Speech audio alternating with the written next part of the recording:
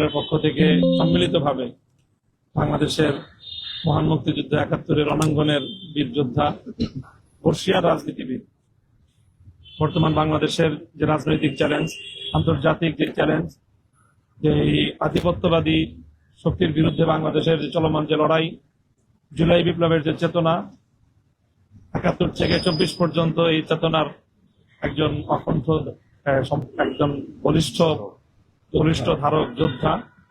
আমরা ওনাকে প্রেসিডেন্ট পদে করব, যে আমাদের ১১ দলের বাইরেও স্যান্ডেলিনা সো রূপচর্চায় আভিজাত্য, এমনকি বিএনপিরও যারা দেশকে ভালোবাসবেন, দেশপ্রেমিক, তারাও আমাদের এই প্রার্থীর যোগ্যতার কথা এবং তার অগ্রগণ্যতার কথা তারা অপকটে স্বীকার করবেন, এবং সেই হিসেবে আমরা প্রত্যাশা রাখি যে উনি ইনশাআল্লাহ প্রেসিডেন্ট নির্বাচিত হয়ে আগামী বাংলাদেশকে সঠিক ধারায় নেতৃত্ব দেবেন।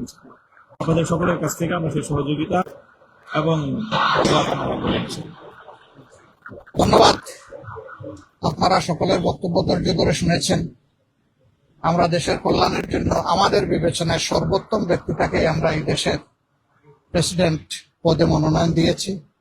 আপনারা দোয়া করবেন আমাদের প্রত্যেকটি কাজ যেন জাতির জন্য হয়, জাতির কল্যাণের জন্য হয়।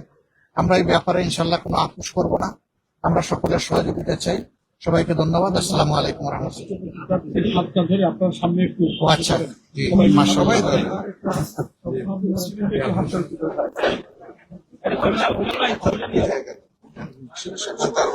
আরো বাকি অন্যান্য দলের যারা তারাও একটু ধরে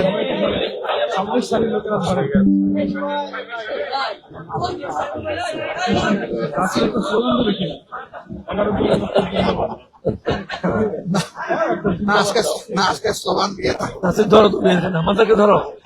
হ্যাঁ, আজকে এটা ইয়ে থাকো। young people will have to always catch thank our you so much. আসসালামু আলাইকুম ওয়া রাহমাতুল্লাহ।